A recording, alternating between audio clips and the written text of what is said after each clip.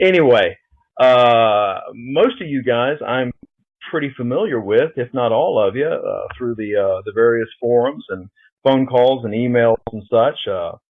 But if you don't, my name's Dave Potter.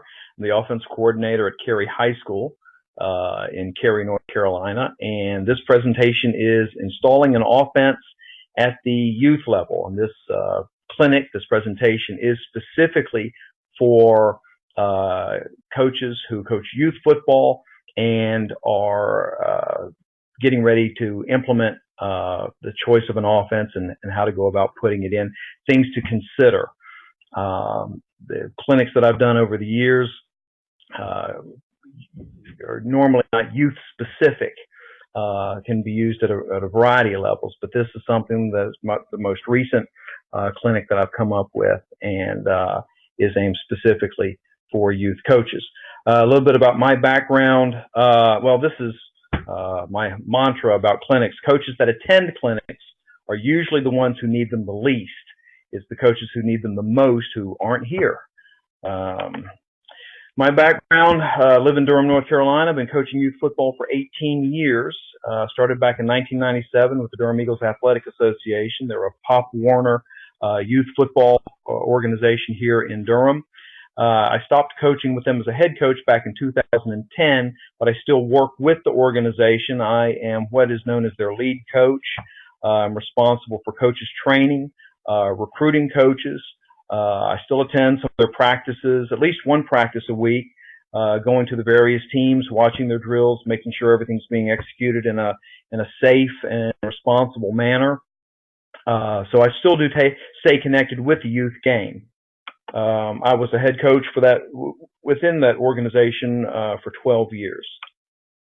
Coached most of the age groups in Pop Warner. Was a head coach for 4 years with the 7 to 9 year olds, for 4 years with the 8 to 11s, for 3 years the 9 to 12s, and for 1 year with the 12 to 15s. Coached middle school football for 3 years in 2006, 7, and 8. This was while I was also coaching youth football with the Durham Eagles. So I was a header with the Durham Eagles, and I was an assistant coach at middle school for these 3 years. The neat thing about having coached middle school football is we ran the double wing, and we were running the same double wing at Rogers Herr Middle School and Lowe's Grove as we were with my youth team. So the ability to learn an offense and be able to get twice as much double wing over the course of the same season with different kids, different aged kids, was an incredible learning opportunity and really helped grow my learning of the offense. Been coaching high school football since 2009, so I'm getting ready to go into my 6th year with high school ball, and was a head coach for a couple of years in Durham at Kestrel Heights High School. But for the bulk of my career spent with the Durham Eagles Athletic Association. From 2000 to 2010, we won 10 CFF championships. We went undefeated 8 times, top 16 in the nation. In Pop Warner vernacular, what that essentially means is we're 1 game away from going to Florida. Let's see, 33 consecutive wins from 99 to 2003.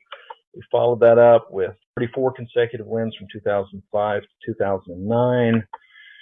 And the overall span from that period, we went 91-3 in the CFF. We had the only undefeated midget team in our organization's history, and we were undefeated at home. We never lost a game at Lowe's Grove Middle School for the 12 years that I was there. And we had 44 Pop Warner Academic All-Americans, which is something that I was really proud of our kids for being able to accomplish. The Cary offense came to Cary High School this past season. In 2012, their JVs, of which I was the offensive coordinator, not in 2012 though, they won 1 game, scored 49 points on the season, averaged 5.4 per game, and they were last in the league in scoring. We came in 2013, put in the double wing, won 6 games. We scored 294 points, 29-4 a game, and we were first in the league in scoring.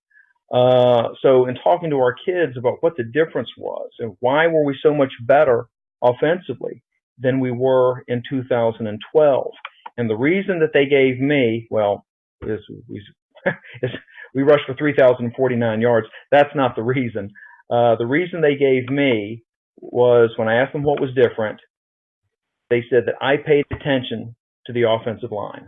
So in other words, we had a comprehensive plan for our offense that focused on our offensive line. And in youth ball, we know that the way it's usually done is the least experienced coach ends up getting stuck with the offensive lineman, and really the only things he knows a lot of times is how to teach them to get in a three-point stance and to fire out straight ahead and do what? Block somebody. And that's about the extent of it. And that's a surefire recipe for disaster. So you have to focus on that offensive line. So here we go, installing an offense, step-by-step breakdown. Part one, you have to know your scheme. Now, that's a pretty obvious statement, I think, to make. I think we all understand you have to know your scheme. But knowing it and really putting that into play, I think, are two completely different things. There's a lot of axioms in football that we all know, we all accept as being truths, like low man wins. But are these things the things that we actually implement?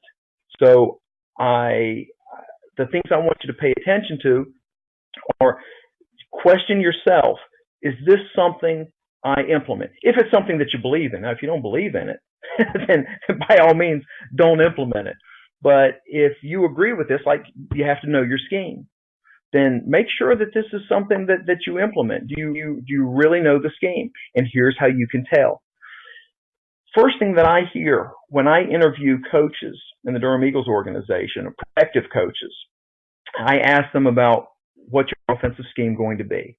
And they inevitably say, I'm going to wait and see what my talent is before I decide what to run.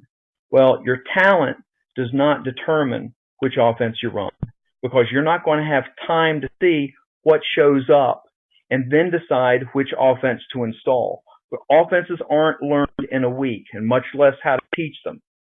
Different offenses have different blocking schemes, and none of them feature just hit the guy in front of you. You determine your offense, but it's your talent that determines how you're going to feature it and what adjustments you're going to make to it, but not which offense you run. In youth ball, you're probably going to feature a ground-based attack anyway, so pick one and just learn it. I run a ground-based attack at Cary High School, which is the double wing. But if I had a good passer and I had good receivers, we'd still be running the double wing. We'd just be the best passing double wing offense in the country. Talent does not determine what I run. Talent determines how we run what we already run and what our emphasis is going to be on. So if I have a coach saying, well, I'm going to wait till my talent shows up to decide which offense that I'm going to run, that tells me he probably doesn't know how to run an offense.